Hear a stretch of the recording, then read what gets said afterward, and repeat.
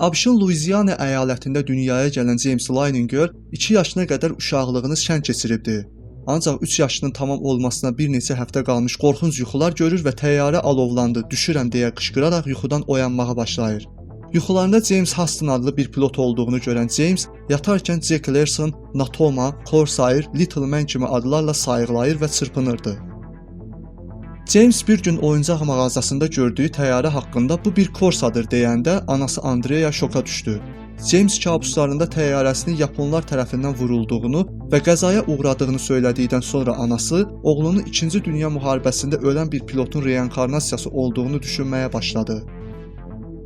Atası Bruce buna əmin değildi və ondan təyyarəsinin haradan qalxdığını soruşdu. James tərəddüd etmədən Natoma deyə cavab verdi. Natoma 2-ci Dünya müharibəsində istifadə edilən aviadaşçı gəmilərdən birinin adı idi. Kiçik oğlan daha sonra kitabda Iwo Jima adasının şəklini gördü və atasına "Budur, təyyarəm burada qəzaya uğradı" dedi. James'in yuxuda sayaqladığı Jack Larson ən yaxşı dostu olan başqa bir pilot idi. Bruce oğlunun hekayəni uydurduğunu sübut etmək üçün Larsonu tapmağa qərar verdi.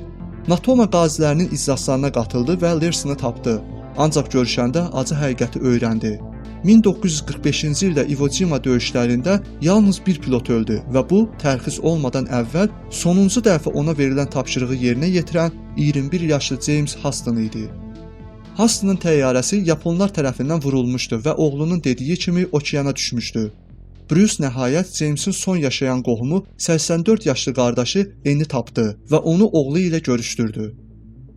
Anne 2 yaşlı uşağın hekayəsini eşidəndən sonra şoka düşdü. Qardaşının reinkarnasiyası olduğuna inandığını söylədi. Leininger ailəsi tərəfindən yazılan və James'in hekayəsini izah edən Soul Survivor, yəni Həyatda qalan ruh adlı kitab ABŞ-da satış rekordlarını qırdı. Gələk işin pərdə arxasına. 2 yaşlı uşağın gördüyü yuxular, danışdığı hekayələr həqiqətdirmi? Yəni həqiqətən də reinkarnasiya varmı? Varsa əgər, nədir bu reinkarnasiya?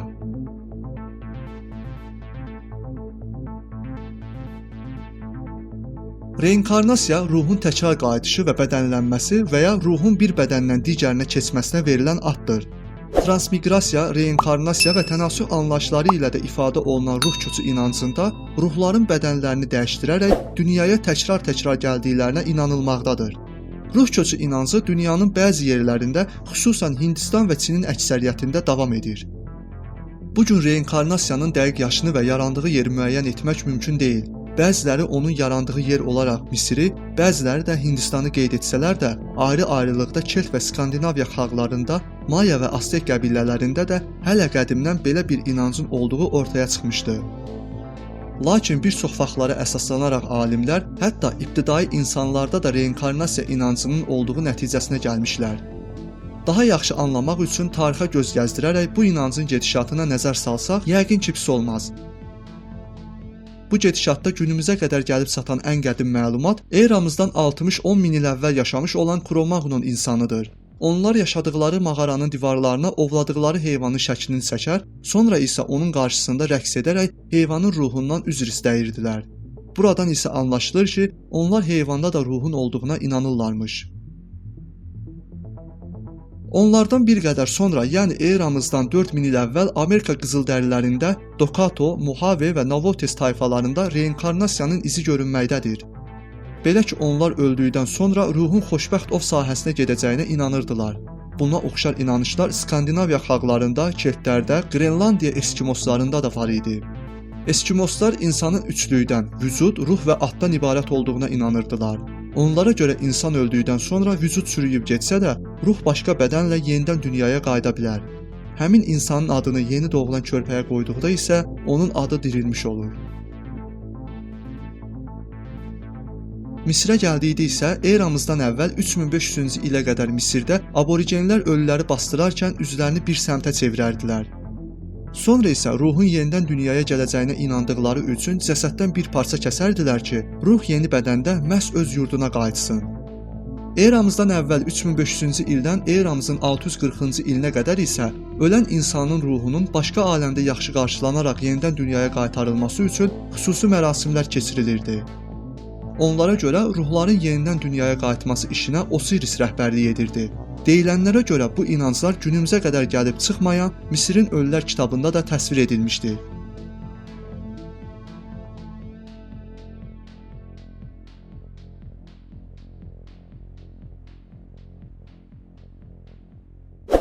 Bütün dünyaya qərbdən yayılan reinkarnasiya inancının qərbə Hindistan yarımadasından gəldiyini söyləsək yanılmarıq.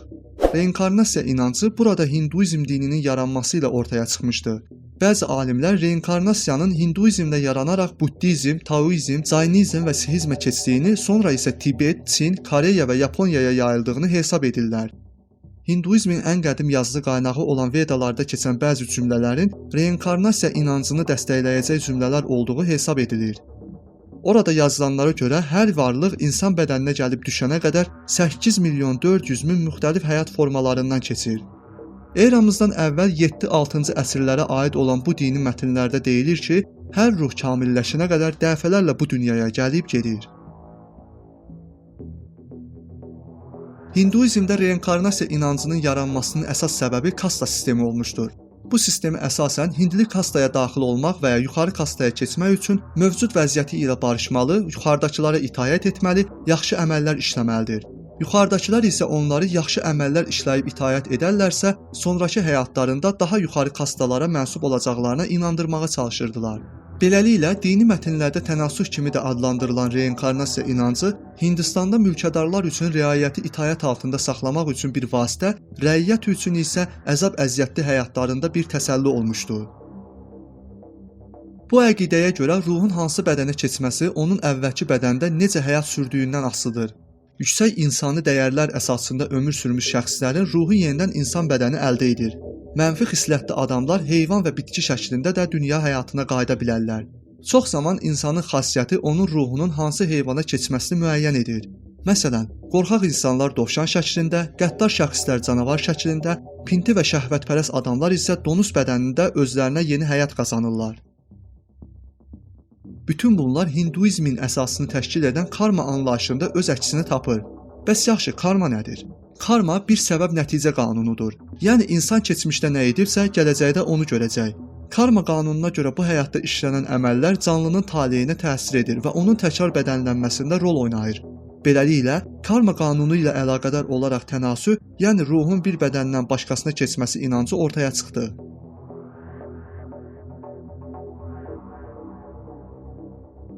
Hinduizmə görə insan sonu olmayan bir tənasüh zənciri içərisində gedib gəlməkdədir. Buna görə ölüm yoxluq deyil, bir haldan digərinə keçiddir. Karma sonsuzluq inancları Buddizmdə də var. Buddizmdə karma inancına görə bu həyat gücü, yəni reinkarnasiya insanın hisslərini, ümidlərini, sevib-sevmədiklərini və ömrü boyu etdiklərini daşıyaraq yeni bir varlığa köçürməkdə lazım olan imkana sahibdir. Başa düşülməsi biraz çətin bir fikirdir. Yəni, insan keçmişdə nə cür olubsa, gələcəkdə də elə olacaq. Buddistlərə görə bu qədər uzun müddət var olan aləmin necə yaradıldığını qavramaq insan zəkası xaricindədir. Ruhlar bir sonsuzluq dövründə dünyaya daima gəlib getməkdədir. Bu inama sahib olanların fikrincə dünyaya gəldikdən sonra ruhun kainatı tanıması mümkün deyil. Buna görə bir vücud öldükdə ruhu başqa bir cismə keçir. Bu yeni bədəndə ruh əvvəlkindən daha çox dirsəlir və kainatı daha çox dərk etməyə başlayır. Buddist inancına görə ruh bədəndə yaşayır və o insan öldükdə dünyaya gələn başqa birinin bədəninə daxil olur.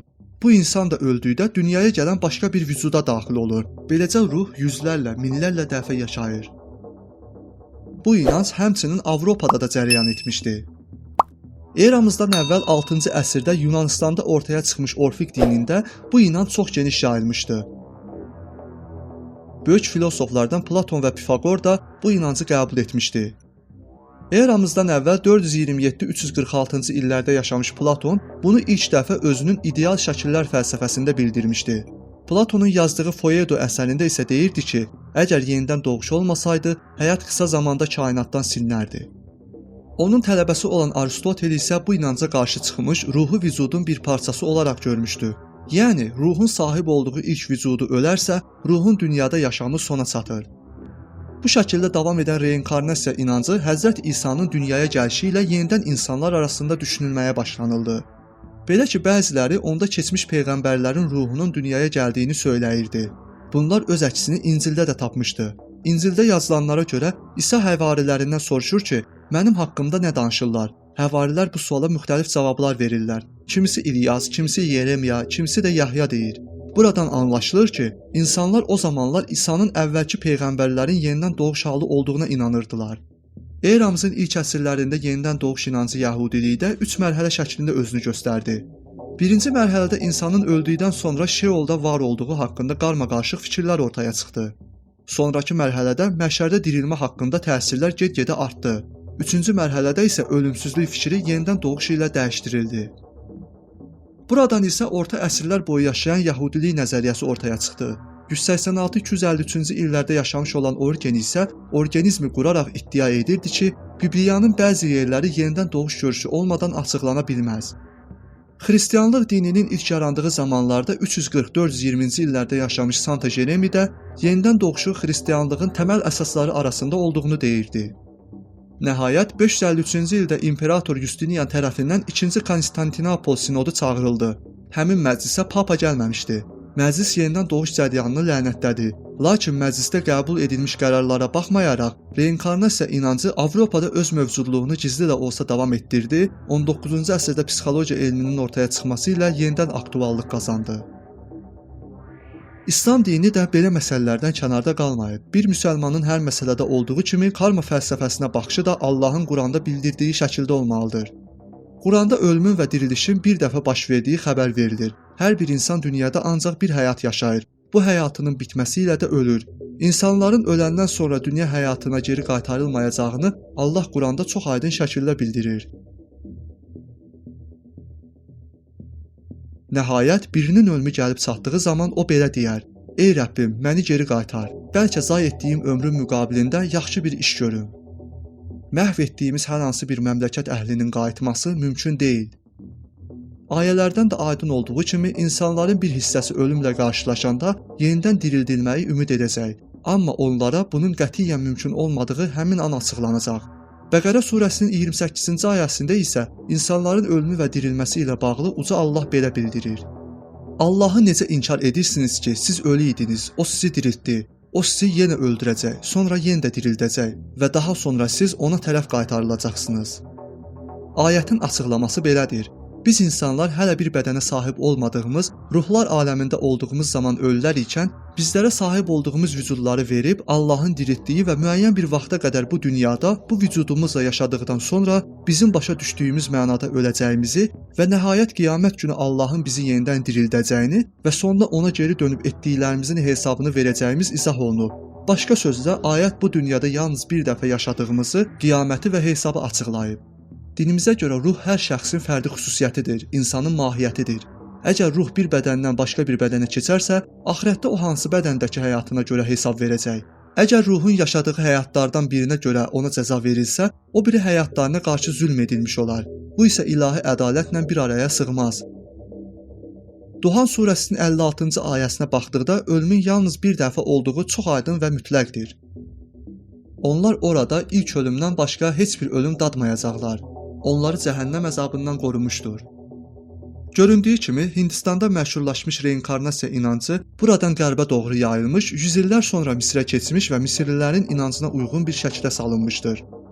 Beləcə, Hindistanda ruhun bədəndən bədənə keçəcəyinə inanıldığı halda, Misirdə yenə öz bədəninə girəcəyinə inanılmış və bunun üçün də cəsədlər mumyalanmışdır. Buradan isə reinkarnasiya inancı Yunanistana keçmiş, orada isə daha fəlsəfi bir şəklə bürünmüşdü. Bu inanc beləcə uzun zaman öz varlığını sürdürmüşdür. Sonra isə xristianlıq və İslam gəlmiş, bu inancı dəyişdirmişdir. Belə ki, keçən il Fransanın məşhur La Nouvelle Observatoire jurnalının keçirtdiyi anketin nəticələrinə görə Avropada hər 5 nəfərdən biri yenidən doğulduğuna və doğulacağına inanır. Hazırda dünyada bu inancı qəbul edən insanların sayı günü-gündən artmaqdadır. Bəs sizin bu inanca qarşı fikriniz necədir? Düşüncələrinizi bizimlə şərhlərdə paylaşa bilərsiniz.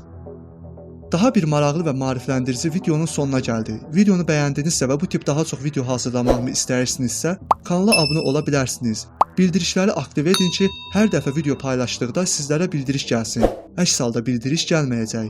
Videoda sizə hər hansı faydalı məlumatı verdimsə, videonu bəyənib dostlarınızla paylaşaraq videonu qiymətləndirdiyinizi göstərə bilərsiniz.